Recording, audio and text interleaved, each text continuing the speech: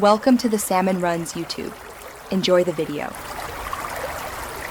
You start by making sure your iPad is up to date and signed into the Apple ID you use across devices. Once done, enable Face ID or Touch ID so authorizations are quick and secure. Open Wallet or go to Settings, Wallet and Apple Pay and tap Add Card. You can choose to scan the card with the iPad camera or enter details manually. Do this now so your payment method appears in apps and for online checkout.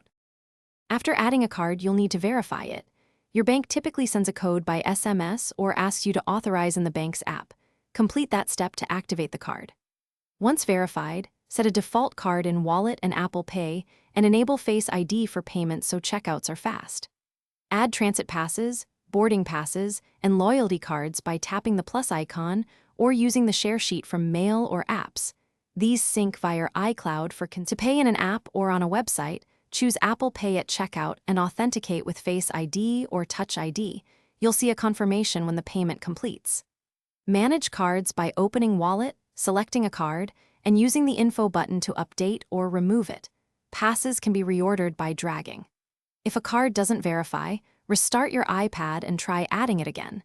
Make sure your billing address matches the bank record, and contact your bank if verification still fails. Thanks for watching. Consider subscribing if we helped you.